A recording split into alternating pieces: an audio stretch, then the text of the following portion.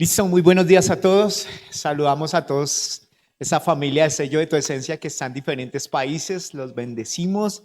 Gracias por seguirnos. Gracias por estar allí pendiente de esta su casa. Una de las cosas que vemos constantemente o que todo el tiempo tengo que encontrarme, o una de las crisis que tenemos en este tiempo es que han habido muchas personas que han intentado quitarse la vida y muchos jóvenes que en estos momentos tienen un problema en su existencia. ¿Qué problema en su existencia? Realmente los chicos de alguna manera con tanta información que están recibiendo todo el tiempo por los diferentes medios y demás, lo que ellos quisieran de alguna manera es saber el propósito por el cual vinieron a esta vida. Cuando son niños, pues están jugando, están compartiendo y demás, pero cuando ya empiezan a desarrollar o a desprenderse un poco de ser niños, ellos empiezan a adquirir una mentalidad y empiezan a mirar el mundo. Y a veces lo que ven hacia el mundo empiezan a hacerse preguntas como todos nosotros nos hemos hecho.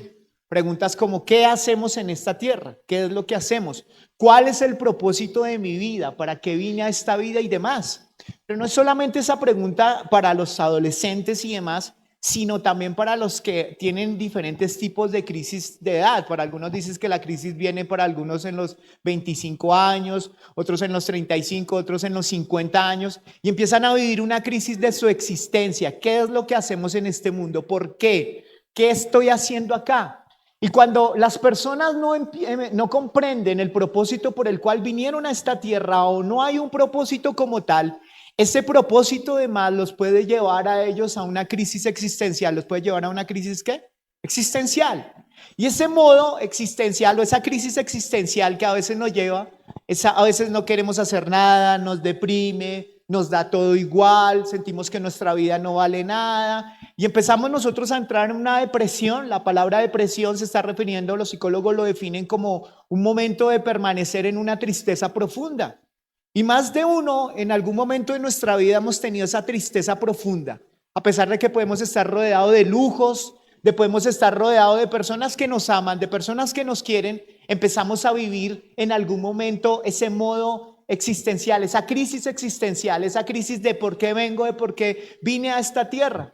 En algún momento un filósofo un día está tirado allí en la calle, en un andén. De repente vienen unos policías y él está pensando y pensando y le dice, oiga, ¿y usted quién es? Y él lo mira y le pregunta, no, es la misma pregunta que yo me estoy haciendo. ¿Quién soy yo? ¿Qué es lo que hago en esta tierra? ¿Para qué vine? Y es importante respondernos esa pregunta. Y la palabra del Señor nos empieza a hablar de uno de los libros que cuando usted lo lee, usted tiene que tener mucho cuidado al leerlo, que es el libro de Eclesiastés. Porque el libro de Eclesiastés empieza a formular las preguntas más grandes que todos, o las preguntas más generales que todos nosotros nos hemos hecho es, bueno, ¿para qué trabajo? ¿Para qué vivo? ¿Para qué trabajo? ¿Mi trabajo sí tendrá fruto, sí tendrá éxito? ¿O para qué vivo? ¿Para qué vivir si tendremos que morir? Y empieza a hacerse unas preguntas tenaces, porque el libro de Eclesiastés le empieza a decir, ¿sabes qué? Tú vas a morirte. La pregunta te va a decir, o el mismo libro empieza a arrojar una serie de respuestas humanas con respecto a cómo nosotros estamos viviendo y que esas respuestas que no tenemos nos pueden llevar a esas crisis existenciales. Esas preguntas sobre, bueno, ¿qué va a pasar cuando yo muera? ¿Qué va a pasar con mi familia? ¿Qué va a pasar con todo lo que yo he hecho?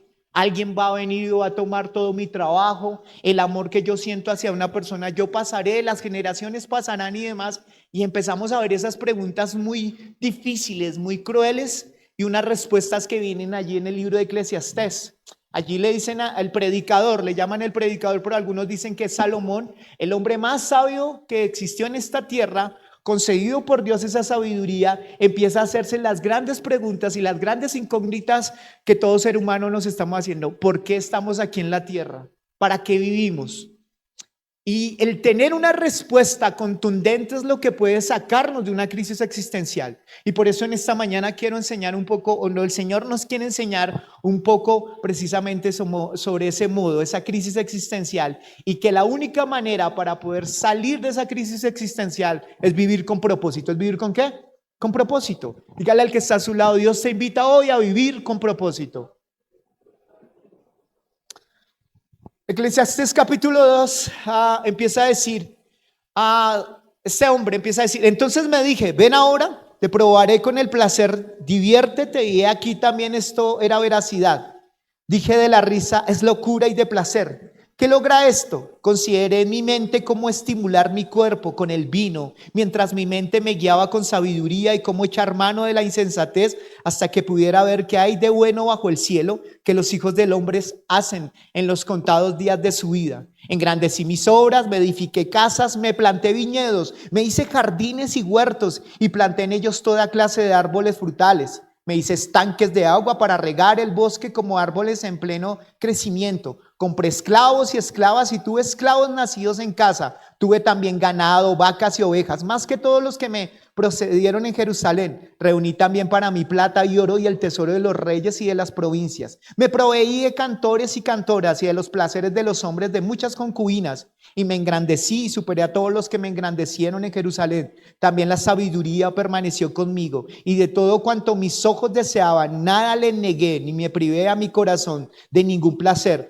porque mi corazón gozaba de todo mi trabajo, y esta fue la recompensa de toda mi labor. Consideré luego todas las obras que mis manos habían hecho y el trabajo en que me había empeñado, y he aquí todo era vanidad de vanidades y correr tras el viento sin provecho bajo el sol. Allí empieza a utilizar, ese hombre lo que está haciendo es, bueno, yo voy a buscar la sabiduría y las grandes respuestas para la vida. Y él empieza a buscarlas de alguna manera. Él dice, voy a buscar sabiduría, porque en algún momento dice, el ser humano necesita sabiduría. Generalmente uno se sienta con los jóvenes que tienen una crisis existencial, y generalmente ellos quieren entrar a estudiar filosofía, quieren entrar a estudiar las ciencias como tal, que le den una respuesta al por qué venimos a este mundo y demás. Y este mismo hombre está diciendo, el secreto para saber las respuestas de la vida es a través de la búsqueda de la sabiduría. Pero antes de llegar a esa conclusión, él empieza a decir, no, es que el propósito de la vida es disfrutarla. Y entonces él empieza a decir, voy a tener una gran finca, voy a tener, y dice que este hombre tuvo lo mejor, dice que tuvo más de 700 mujeres, se dice que tuvo más de 300 concubinas, se dice que él no se negó ningún placer, y él empieza a decir, es que esta vida es para comer y beber, y empezó a comer lo mejor que había en el tiempo como tal, las mejores bebidas y demás, y se dice que no se negó ningún placer. Empezó a reconocer que en todo podría encontrar algo, porque está tratando de buscar que le dé algo propósito o le dé una existencia, y eso es lo que está pasando. Un hombre contaba la historia de un general, ya tenía unos 80 años, y le preguntaba a un hombre de Dios, y se acerca a él y le dice, sabes, quiero saber cómo está tu vida, cómo te sientes que has vivido tu vida. Y él dice, me siento vacío. Y él dice, pero yo le pregunta, pero yo no comprendo cómo puedes estar vacío si has estado a cargo de muchísimos, de pelotones, de personas que tú levantabas un dedo y todos iban y te obedecían. Estuviste encargado de muchas obligaciones, de representar a tu país, de representar al ejército como tal, y tú me dices que te sientes vacío. Y él dice, sí, me siento absolutamente vacío. Y él le dice, sí, es exactamente como algunos hombres nos sentimos, porque a veces pensamos que el haber tenido mucho dinero, el haber tenido mucho reconocimiento y el haber tenido muchas cosas es el propósito de la vida, pero ese propósito no está. Y este hombre le dice, me siento vacío, pero quisiera quitar ese vacío. Y le dice, la única manera para poder quitar ese vacío es para que puedas conocer el propósito que Dios tiene para tu vida. ¿El propósito que Dios tiene para qué? Para tu vida. El propósito nos da a nosotros la fuerza, la energía, el aliento para poder enfrentar cada día. El problema es cuando el propósito ha sido mal encaminado. Dios le dio un propósito a Adán. El propósito que Dios le había dado a Adán, precisamente al hombre al salir del Edén, como tal, él perdió el propósito, él perdió la seguridad. Porque este hombre, Dios le había dado una responsabilidad de gobernar el planeta. ¿De qué? De gobernar el planeta. Dios le había dicho, te doy toda la autoridad, dice allí en su palabra, en Génesis capítulo 1, dice, creó pues Dios al hombre a imagen suya, a imagen de Dios lo creó, varón y hembra los creó, y los bendijo Dios y les dijo, sean fecundos y multiplicados, llenad la tierra y sojuzgarla, ejerced dominio sobre los peces del mar, sobre las aves del cielo y sobre todo ser viviente que se mueva sobre la tierra. Dios le dijo, te doy una tierra, te doy propósito. Una tierra, te doy autoridad sobre los peces del mar y sobre las aves del cielo para que los gobiernes. Y le dice que si él estaba bajo la cobertura de Dios, nada se saldría de su control. ¿Nada saldría de qué? De su control. Pero el problema con Adán fue que en el momento que se despegó se despegó de ese Dios, perdió propósito. ¿Qué perdió? Propósito. Y allí es donde nace el deseo por el hombre de buscar propósito. El hombre cuando no tiene propósito con Dios, él ha perdido una serie de cosas como seguridad. Ha perdido el mandato que Dios le ha dado de gobernar, de establecer el reino de Dios. Porque el Señor le dice a Adán, tú vas a gobernar el Edén, vas a gobernar el planeta, lo vas a gobernar para mí, para que cada cosa que tú hagas puedan ver mi creación a través de tu gobierno. ¿A través de qué? De su gobierno. O sea, el propósito de Dios era precisamente darle una autoridad al hombre para que gobernara al hombre y para que a través de lo que hiciera el hombre pudiera mostrar el rostro de Dios. Eso es el propósito que Dios le había dado a este hombre. Pero este hombre lo perdió. Dios no le había dado como tal una finca. Dios no le iba a gobernar una finca. Dios no le iba a gobernar una empresa. Dios no lo iba a gobernar una compañía. Dios no lo llamó a gobernar un proyecto. Dios lo llamó a gobernar ¿el qué? El planeta. Entonces, si hay algo que a nosotros los hombres, y hablo más de varones, porque a veces la mujer puede llegar a encontrar propósito con su hijo. Para nosotros los hombres es mucho más difícil salir de nuestro orgullo, porque generalmente las mujeres cuando tienen un hijo es como que eso les hiciera dejar de pensar en sí mismas y empiezan a pensar en otro. Pero nosotros los hombres tendemos a pensar justamente en nosotros como tal. Empezamos a pensar en lo que deseamos, en lo que queremos, y a veces eso nos hace alejarnos completamente de Dios, y allí nosotros empezamos a perder un propósito. Entonces cuando Adán cayó, lo que Adán perdió la esencia, perdió el propósito, y entonces busca en su vida. Él encuentra respuestas como, bueno, si yo voy a vivir en esta vida, ¿qué va a quedar después de esto cuando yo siga viviendo? Y empezamos a encontrar que muchas veces lo que nosotros hacemos no está trascendental, porque realmente nada queda. Nosotros podríamos afinarnos y decir la fama es la respuesta al propósito. Podríamos decir el éxito del mucho dinero, de lo que yo tenga, es un buen propósito. Pero cuando el salmista, o cuando este hombre, más bien este hombre sabio, el predicador empieza a preguntarse, o Salomón empieza a preguntarse, ¿realmente esto sí tiene razón de ser? Empieza a entristecerse, porque él empieza a ver que no es así. ¿Cuántos de ustedes, voy a hacer un ejercicio para que lo vean de esa siguiente manera, ¿cuántos de ustedes conocen a un hombre por ahí en los 80, en los 90 que marcaba muchas generaciones que se llamaba Pacheco? ¿Cuántos reconocen a Pacheco? Levanten la mano y manténganla allí. Bajen la mano. No, levanten la mano. Levanten la mano los que conocieron. Y ahora volteen a mirar a los otros y van a darse cuenta que algunos no lo conocieron. ¿Sí? Bajen la mano. ¿Algunos conocieron a Capas? ¿Capas? Levanten la mano los que conocieron a Capas. Por favor, miren a su alrededor los que conocieron a Capas. Listo. Bien. Estos dos simples ejemplos nos muestran algo. Estos hombres en algún momento, en la década de los 80, en la década de los 90, en la década de los 70, muchos de ellos fueron personas muy famosas, que tenían mucho dinero. que podían meterse con la mujer que ellos quisieran, que ellos podían hacer cualquier tipo de comportamiento como tal. Y dice que ellos, aún con toda su fama, con todo su reconocimiento, con todo ese dinero, fueron olvidados. ¿Fueron qué? Olvidados. O sea, uno podría decir, es que la respuesta al propósito de Dios es la fama. La respuesta al propósito es tener mucho dinero. La respuesta al propósito, y entonces el hombre al salir del Edén, lo que busca tratar es buscar el propósito de su vida, pero le empieza a decir, la fama es una respuesta.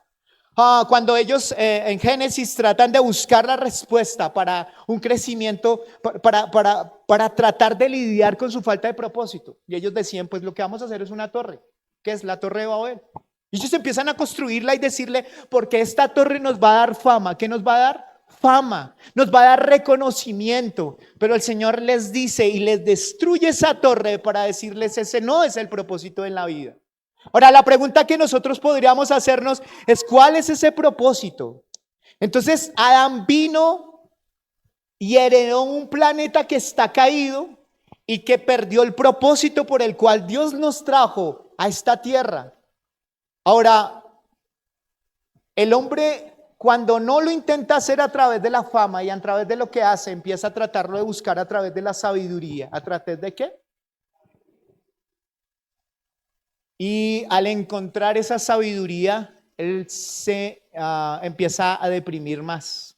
Algunos filósofos, cuando estudiaban la razón de la vida, empezaron a encontrar para qué vivir si tendremos que morir. Y ellos decían, miren la vida, ¿cómo podría ser? Si la vida realmente se trata de venir, trabajar, comer, pasarla bien, y se muere, y uno se muere, y va a pasar también sufrimientos, ¿para qué tanto sufrimiento? ¿Por qué no acabar con la vida? Y entonces muchos de ellos se suicidaron, porque decían, no vale la pena la vida, no vale la pena el esfuerzo de cada día, no vale la pena de todo lo que se haga, porque pues a la larga nosotros vamos a tener que morir. Y si vamos nosotros a tener que morir, pues esto no tiene ninguna respuesta. Entonces Salomón empieza a decir, ¿saben qué? Yo creo que la respuesta está en gozar la vida. Y él empieza a tener más de 700 mujeres que él tenía a su disposición. Y se mete con más de 300 concubinas. O sea, no eran como sus esposas y demás, sino que tiene 300 concubinas. Y la palabra concubina tiene que ver en el original, tiene que ver una palabra que se llama senos. ¿Qué se llama? Senos. Y entonces dice que tuvo, en algunas traducciones se dice que no tuvo muchas concubinas, sino que tuvo muchos senos. Porque el propósito de él era la inmoralidad. Porque él decía, este debe ser el sentido de la vida, gozarla. Y entonces él empieza a caer en todos los excesos. Yo me lo imagino él todo el tiempo, los fines de semana, los domingos reuniéndose con otros hombres ricos y mostrándole el cuánto dinero tiene, mostrándole todo lo que ha podido hacer y demás, y todo el acceso que tiene para poder entrar en los placeres. Y dice que él se bebió todo lo que podía beberse, o sea, él acudió a la bebida. Este es el propósito, gocemos la vida, bebamos y bebamos. Y dice que ningún placer él se negó, porque él encontró que posiblemente esa era la respuesta para su vida. Pero cuando se encuentra allí, él empieza a reconocer, este no es el propósito. Este no es el propósito para la vida. Y él empieza a encontrar una tristeza profunda al decir, esto no es la vida. El predicador acaba de reconocer que está agotado de la sabiduría, porque la sabiduría, cuando se adquiere sabiduría, la sabiduría trae dolor. ¿Por qué trae dolor? Porque esa misma sabiduría le empieza a mostrar que no hay una respuesta humana para el propósito por el cual viene a la vida. Es lo que está tratando de responder este hombre acá. Ahora, ¿por qué cuando uno mira ese libro de Eclesiastés uno se puede deprimir? Porque dice, ¿para qué vivir si vas a morir? ¿Para qué trabaja por su familia si usted se va a morir y su familia también? ¿Para qué vivir y mirar acá cuando han pasado muchas generaciones y esta generación que es usted y que soy yo también vamos a pasar? Y a veces no somos conscientes de eso y pensamos que la vida es eterna por eso el ser humano no quiere pensar en la muerte, porque pensar en la muerte sería representar algo con lo cual él no quiere atemorizarse, porque él no cree en un Dios o restringe a Dios y él no quiere darse cuenta de esa realidad. Entonces lo que él hace es que trata de vivir aislado de una realidad, y es que todos nosotros vamos a morir, que todo nuestro esfuerzo a la larga, si no tiene un propósito, va a pasar. La pregunta es: ¿quién se quedará con lo que usted tiene? ¿Quién se quedará con ese carro, con esa casa, con esas cosas? ¿Quién se quedará? ¿Cuánto tiempo vivirá los que están casados aquí con su esposa y un día ella se irá o usted se irá? ¿Qué pasará con sus hijos? Cada uno se levantará con usted, estará allí como niño, adolescente, y un día tomará rumbo. ¿Qué pasará con él? Y entonces cuando uno empieza a ver esa sabiduría, empieza a darse cuenta: wow, quizás la vida no tiene tanto propósito, no tiene un propósito, una existencia como tal, y empieza a entristecerse como tal. Entonces, esa respuesta, él empieza a observar o a hacer esas preguntas con una sabiduría humana. ¿Con una sabiduría o qué? Humana. O sea, uno empieza a ver que prácticamente él está respondiéndose a las preguntas de la vida él mismo. Él está observando, razonando con su experiencia y con su conciencia. Y entonces de ahí viene la respuesta de que nada sirve y no hay nada, absolutamente nada por qué vivir. Porque la respuesta no se las estaba preguntando a Dios, sino eran unas preguntas que él mismo trataba de buscar en el mismo hombre. Y es una de las cosas que vemos en este tiempo. El hombre lo que trata de buscar ante las preguntas de la existencia es preguntar al mismo hombre, a la filosofía, a los filósofos, a todos aquellos a diferentes tipos de religiones que nos puedan dar una respuesta como tal para el sentido de la vida, y entonces se encuentra que esa respuesta no le satisface. Esa respuesta lo lleva cada vez más a sumergirse. En 1945 se acabó la Segunda Guerra Mundial. En la Segunda Guerra Mundial el hombre estaba en crisis porque estamos en la era de la depresión, pero antes hubo una era de la ansiedad. La ansiedad, claro, vinieron la Primera Guerra Mundial, luego unos años después la Segunda Guerra Mundial, habían venido también crisis financieras para los países y demás, y están pasando por un tiempo bien complicado. Entonces, lo que hace como tal, en Estados Unidos empiezan a trabajar las grandes fábricas y demás, empiezan a generar productos y productos y productos. Pero la gente, al comprar los productos, pues ellos decían: yo ya tengo este producto, ya no necesito de más. Entonces el exceso de producción en las fábricas como tal, empezaron a decir: ¿y nosotros qué hacemos? ¿Cómo aprovechamos la ansiedad que están viviendo las personas, la falta de crisis o la falta en la crisis existencial que hay, y no hay una respuesta como tal ante esa ansiedad que el hombre está haciendo? Entonces nosotros ¿qué hacemos? Y entonces allí se empiezan a practicar las técnicas de mercadeo. Y las técnicas de mercadeo lo que vamos a hacer es que encontramos a estas personas ansiosas, que han visto muchos muertos como tal, todo lo que dejó la Segunda Guerra Mundial, les entró una crisis existencial. Pues lo que nosotros podemos hacer a través de todo lo que está pasando es: cojamos a las personas y empecemos a venderle la idea que la manera para poder ser felices es convertirse en personas que consuman. Y allí viene la teoría del consumismo. Y la teoría del consumismo es que cuando entramos generalmente en tiempos de ansiedad, de depresión y de no existencia, entonces muchas veces lo que queremos buscar es a través de el comprar, el detener, porque a veces el comprar y el tener muchas cosas, entonces garantiza como que ese estado como tal de tristeza o de falta de propósito pueda venir sobre una vida.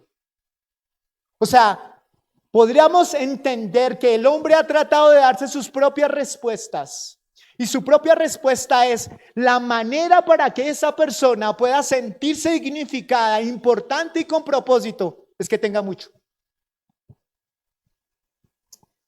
que compre mucho. Alguien decía que la gran iglesia que se ha construido en este tiempo se llaman los centros comerciales. Y que allí a quien se le está orando o se le está idealizando es al yo. ¿Al quién? Al yo.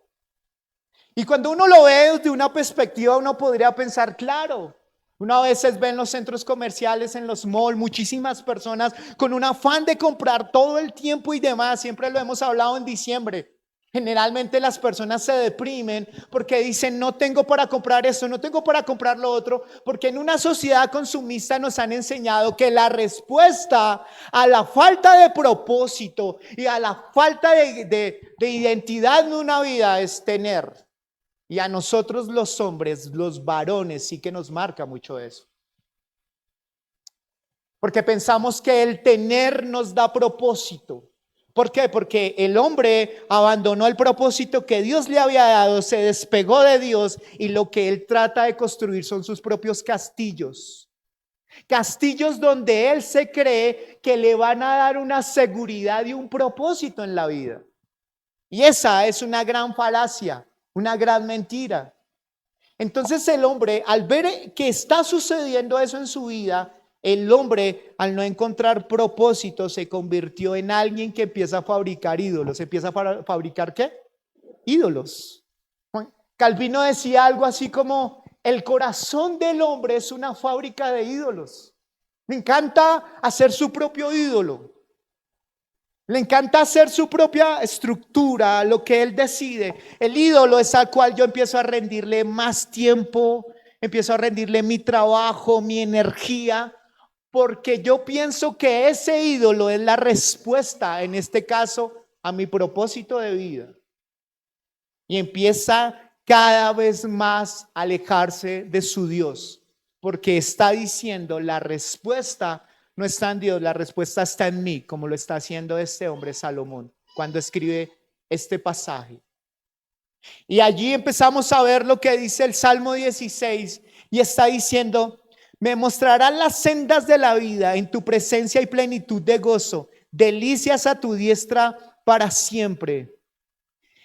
Y está diciendo allí que Jeremías 9, así dice el Señor, no se gloríe el sabio en su sabiduría, ni se gloríe en el poderoso de su poder, ni el rico se gloríe de su riqueza. Miren lo que está diciendo aquí el salmista. Está diciendo y le está hablando a aquellas personas que se creen sabias, que no necesitan de Dios, o aquel que se cree poderoso, o aquel que tiene mucho dinero. Mira lo que le está diciendo. No se gloríe el sabio de su sabiduría, ni se gloríe el poderoso de su poder, ni el rico se gloríe de su riqueza. Y ahí le da la respuesta. Mas el que se gloríe, gloríese en esto, en que me entiende y me conoce. ¿Que me entiende y qué? Me conoce. O sea, aquí el salmista está diciendo, usted tiene que volver al propósito por el cual vino a esta tierra. Y el propósito por el cual que vino a esta tierra es que usted tiene que gloriarse. Algunos se glorían de sus frutos, de lo que tienen. A veces somos dados como varones a mostrar nuestros éxitos, porque a la larga hay como una competencia. Pero el Señor está diciendo, lo que tú tienes que gloriarte no es en tu poder, porque tu poder no es nada delante de mí. Porque lo que tú te estás enseñoreando de tu sabiduría y tu inteligencia delante de mí es poco. Tú te estás gloriando de tu riqueza y tu riqueza es poco porque pasará. Y entonces el Señor está diciendo, entonces Dios, ¿en qué nos podemos gloriar? ¿O en qué nos podemos enorgullecer? En que me entiendes y me conoces. O sea que el propósito por el cual tú y yo vinimos a esta tierra es precisamente eso. Pero el hombre está empeñado en arreglar las cosas a su modo y haciendo ídolos en su propia vida. El Señor está llamándonos a que ese hombre pueda empezar a tener una relación con Dios. ¿Una relación con quién? Con Dios. Y cuando uno ve la relación con Dios, es una relación vertical.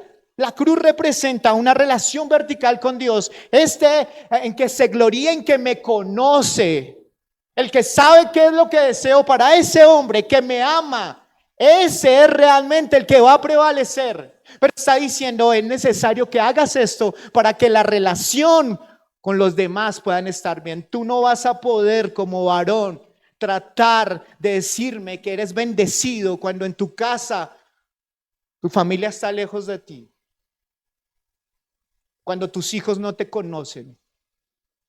Hace unos días, hace como 3 días, 4 días, estábamos caminando con Jeremy. Esas caminatas que tenemos generalmente es de hablar mucho con mi hijo.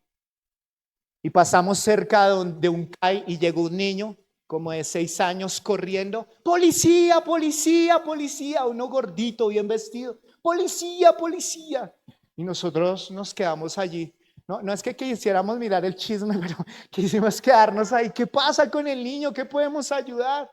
Y entonces el niño le dice, policía, policía. Y el policía salió rápidamente del CAI. ¿Qué pasó? Claro, uno se conmueve a ver un niño como esos. Cuando el niño le dice, mi papá está borracho y está que le pega a mi mamá. Por favor, policía, haga algo.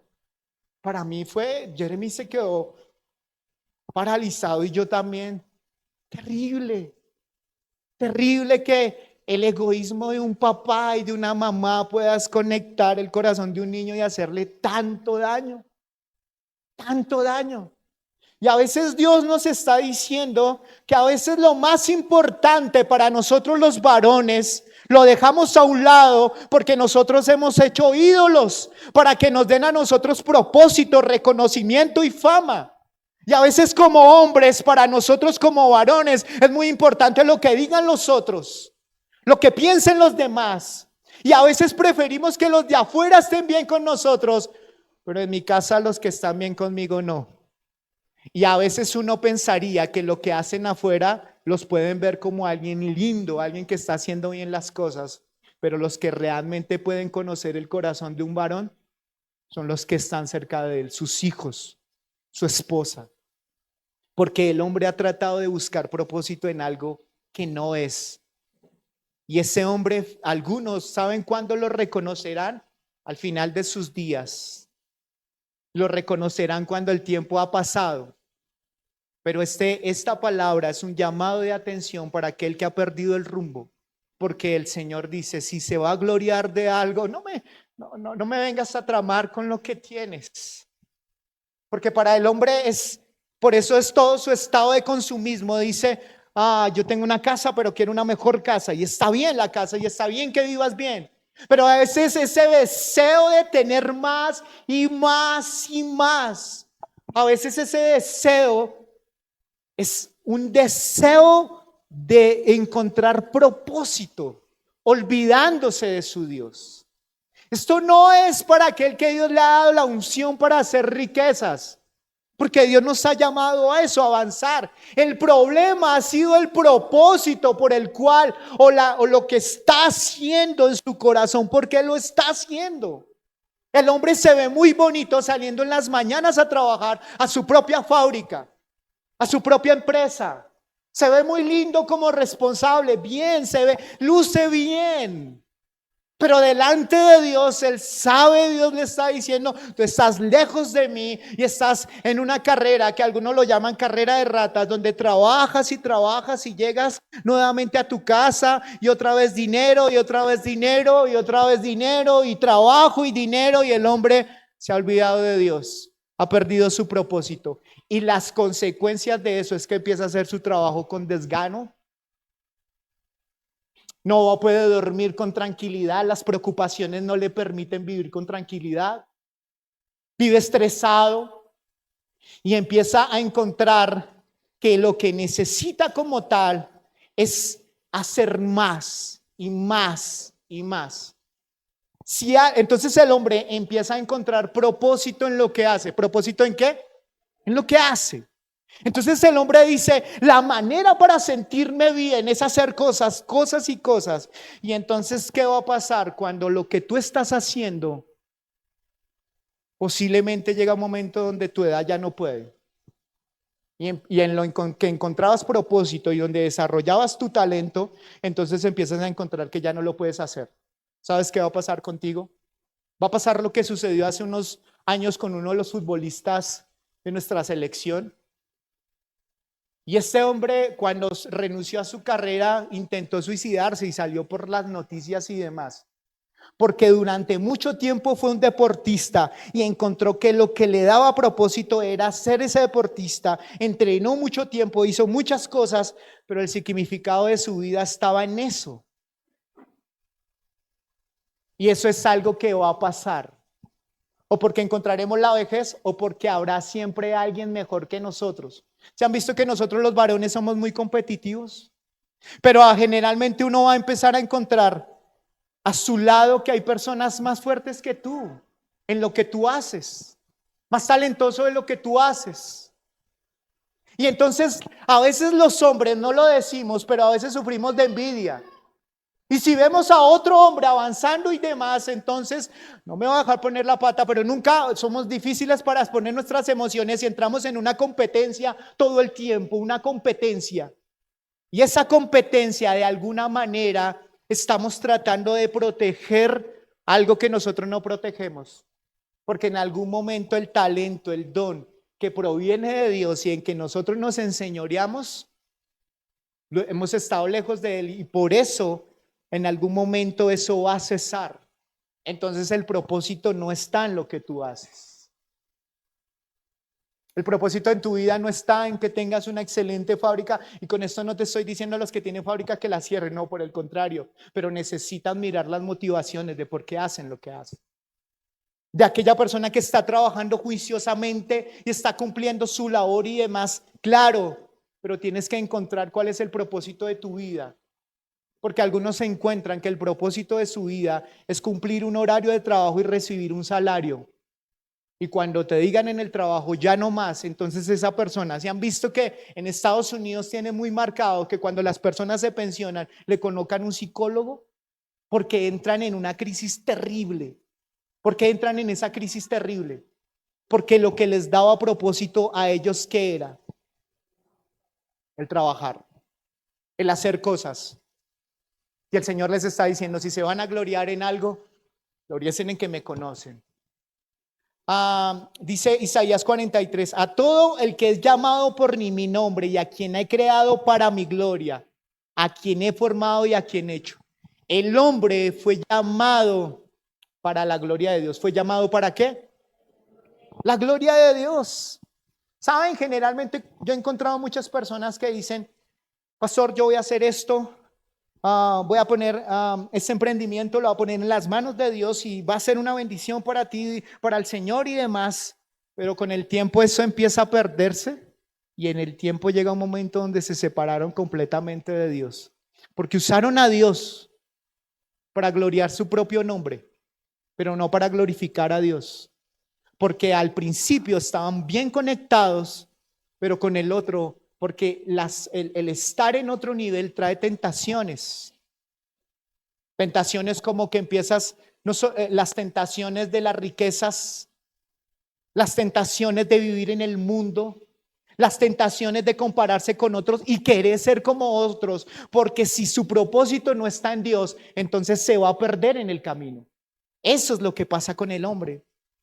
Entonces dice Eclesiastés capítulo 17, aborrecí la vida porque me era penosa, la obra que se hace bajo el sol, pues todo es vanidad y corre tras el viento. La palabra vanidad está refiriéndose en el original a humo. O sea, tú te agarras del humo. Esto es lo que me da propósito para mi vida, lo que yo hago es lo que me da propósito, pero Salomón en este caso, que creemos que es Salomón, está diciendo, hermano, usted se está agarrando del humo. ¿Se han visto el humo? Espero que no fume, ¿no? Pero algo que desaparece, que se ve, pero cuando lo va a agarrar, él está diciendo, lo que tú haces es vanidad de vanidades. Lo que tú estás haciendo es efímero. Deberías pensar con propósito, porque Dios nos llamó a vivir con propósito. Que tu vida y tu talento marque a otros. Que vivas para el reino. Que entiendas que Dios te trajo a esta tierra para enseñorearte, pero no enseñorearte de tu propio castillo, de tu propia vida, sino para enseñorearte de lo que Dios a ti te ha dado y para que lo que tú tengas puedas bendecir a otros y pueda ser exaltado el nombre de Dios, porque nosotros fuimos llamados para glorificar a Dios. ¿Para quién? Glorificar a Dios, o sea, mostrar a Dios. ¿Y cómo puedes mirar si tu propósito está en otra cosa? Si tú estás levantando tus propios castillos para glorificarte a ti, pero puedes decir es en el nombre del Señor, pero tú sabes que no es en el nombre del Señor porque estás lejos de Dios.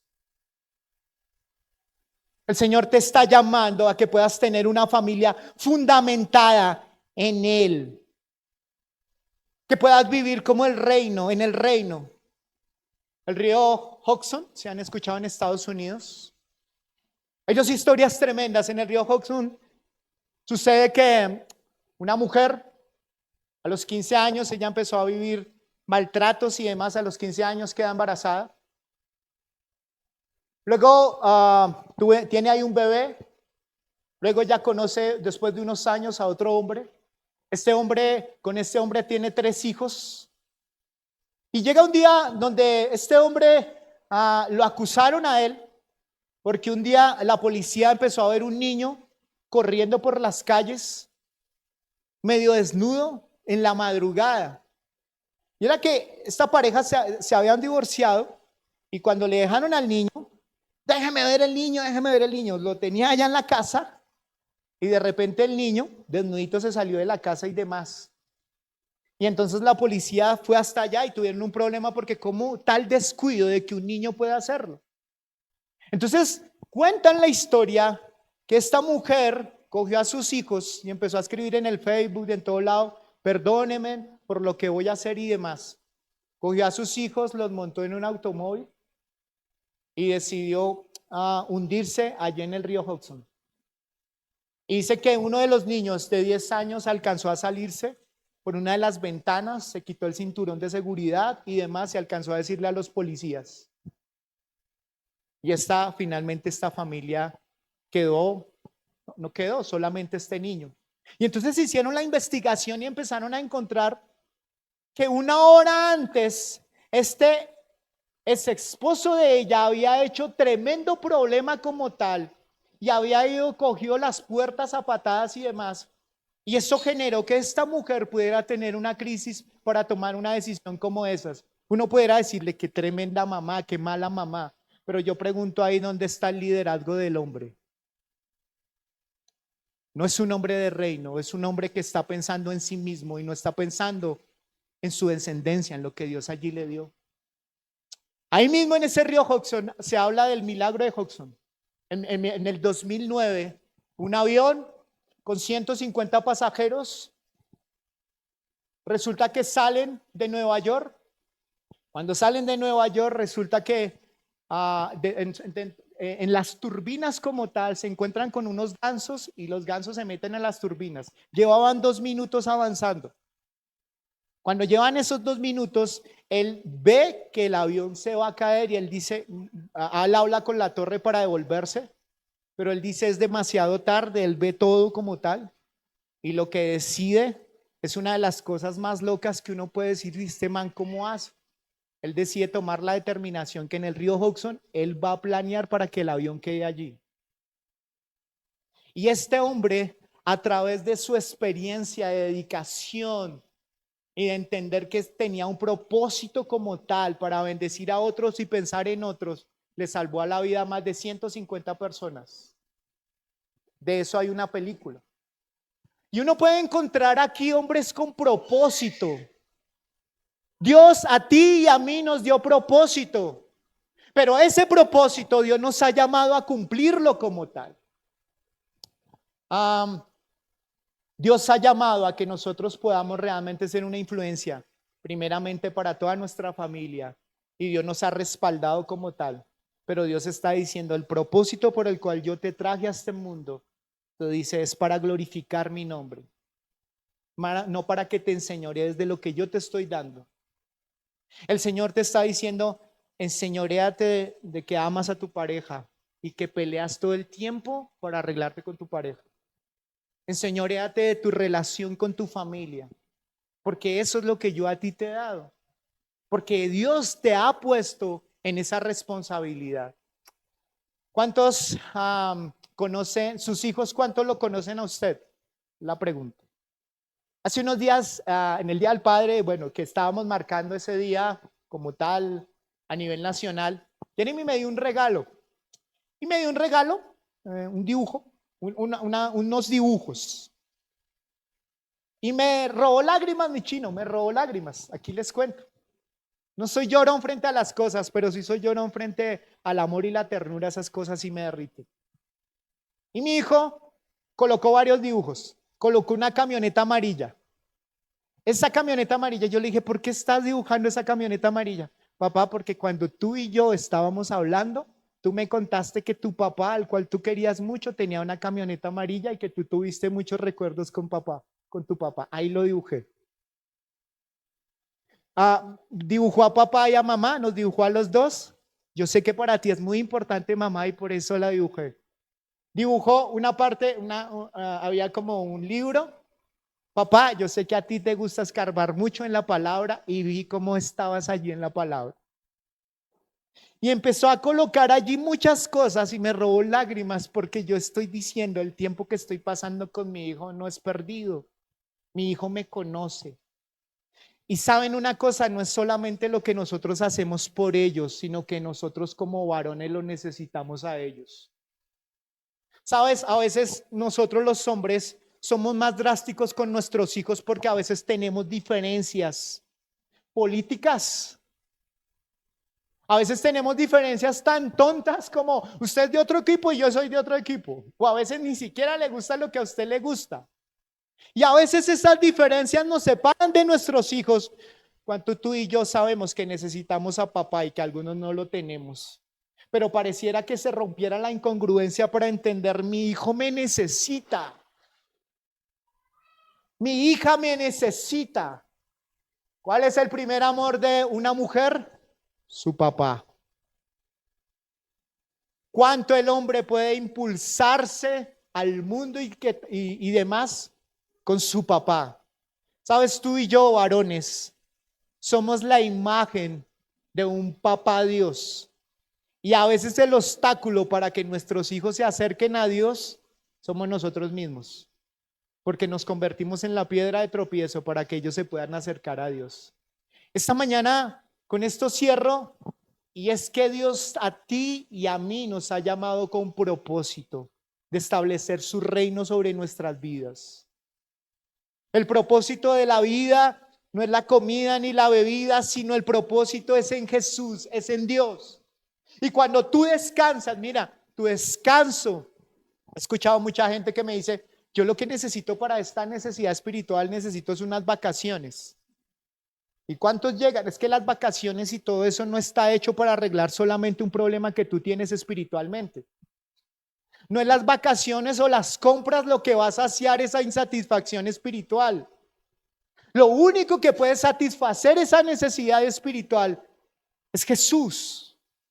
Y por eso el propósito, cuando finalmente este hombre está cerrando el libro, dice, no nos queda de otra sino obedecer los mandamientos de Dios. El único propósito para estas personas o para nosotros como tal es glorificar a Dios.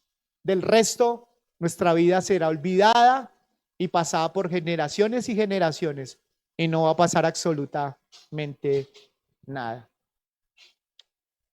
Quiero que en esta mañana te puedas volver a Dios y a reconocer cuál es el propósito por el cual Dios te trajo a esta tierra.